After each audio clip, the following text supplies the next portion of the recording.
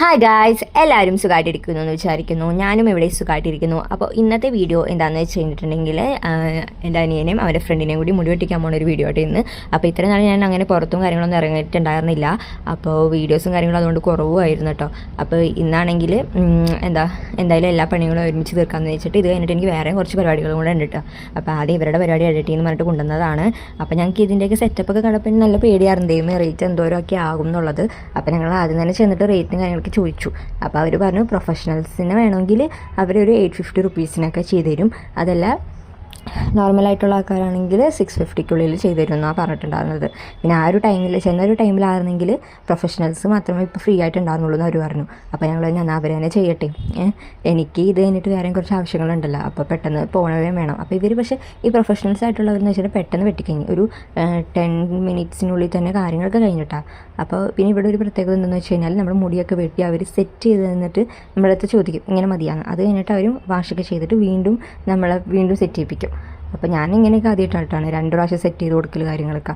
നമ്മൾ ഗേൾസിനൊക്കെ നോർമലി മുടി വാഷ് ചെയ്ത് കഴിഞ്ഞിട്ട് വെട്ടിക്കാനായിട്ട് സെറ്റ് ചെയ്ത് വിടുക, അങ്ങനെയല്ലേ.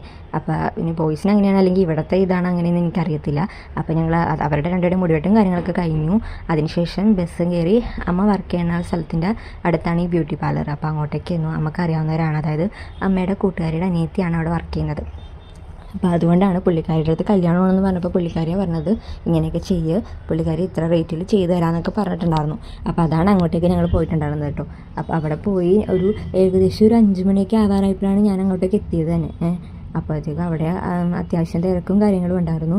അപ്പോൾ എൻ്റെ എല്ലാം കഴിഞ്ഞ് വന്നപ്പോൾ സമയം ഒരു 9 മണിയൊക്കെ ആയിട്ടുണ്ടായിരുന്നു. അപ്പോൾ എന്നെ അച്ഛനായിട്ട് കൊണ്ടേയാക്കിയിട്ടാ, ഒരു ജംഗ്ഷൻ വരെ കൊണ്ടേയാക്കി. പിന്നെ അവിടെ നിന്ന് ഞാനൊരു ഓട്ടോ വിളിച്ചിട്ടാണ് വീട്ടിലോട്ട് പോകുന്നത്. അതും ഞാൻ ഒറ്റയ്ക്കേ ഉണ്ടായുള്ളൂ, അനിയനും കൂടെ നിൽക്കാമെന്ന് പറഞ്ഞാൽ അവിടെ. അപ്പോഴത്തേക്കും ആ ചേച്ചി സമ്മതിക്കണുണ്ടായില്ല, ഇത് ലേഡീസിൻ്റെ ഇതല്ലേ, അപ്പോൾ ആണുങ്ങളെ നിർത്തില്ല അങ്ങനെയൊക്കെ പറഞ്ഞിട്ട് അവനെയും വിട്ടു. അപ്പോൾ അവനും അമ്മയും കൂടി അങ്ങനെ പോയിട്ടുണ്ടായിരുന്നു, ഞാൻ ഒറ്റക്കായിരുന്നു.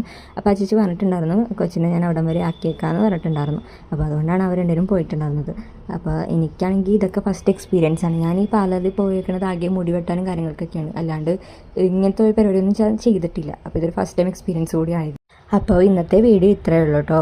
വീഡിയോ ഇഷ്ടപ്പെട്ടിട്ടുണ്ടെങ്കിൽ ലൈക്ക് ചെയ്യുക, ഷെയർ ചെയ്യുക, അതുപോലെ തന്നെ സബ്സ്ക്രൈബ് ചെയ്യാനും മറക്കരുത്.